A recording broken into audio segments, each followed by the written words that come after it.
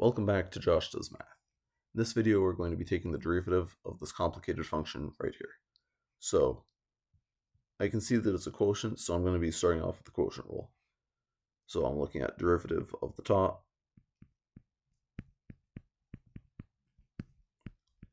times the bottom minus derivative of the bottom times the top all over bottom squared. So here we go. I broke this complicated derivative into multiple smaller derivatives using the quotient rule. And now I'm going to take each of those derivatives in this next step. So that's equal to, okay, this derivative is easy, that's just the power rule. Minus 10t minus 20t times t squared minus 6 squared minus the derivative of t squared minus 6, all of that squared. This is going to be the chain rule. Power out front, one smaller on the power, times derivative of the inside. That's 2t times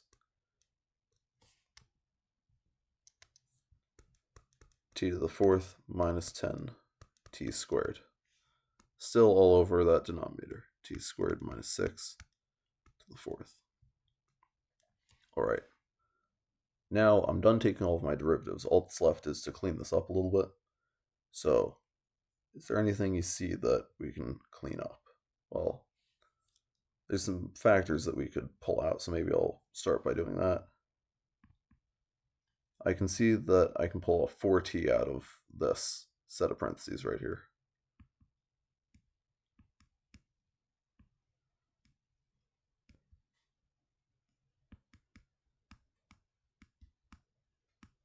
And right here I'm going to combine a couple of terms. So this will be 4t, but wait, I can pull a t squared out of this also. So that's a t to the third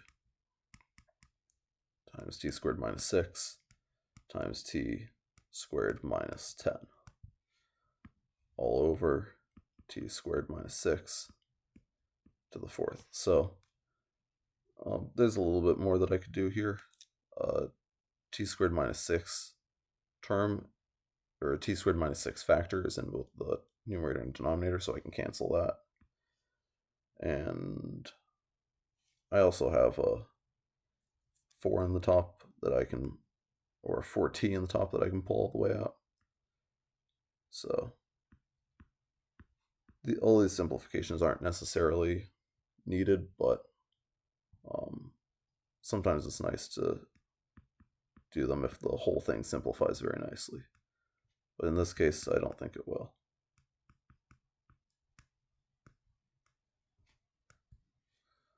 This is going to be all over t squared minus 6 to the third power. So I just factored out a factor t squared minus 6 in the top. And I think that's all you can do with this. Now we could FOIL and distribute over here, and maybe that would simplify down, but we'll just leave it at this for now. So this is the derivative of that function. As you can see, we just had to do a couple of our rules that we know and then use some algebra, and we're done. Thanks for watching.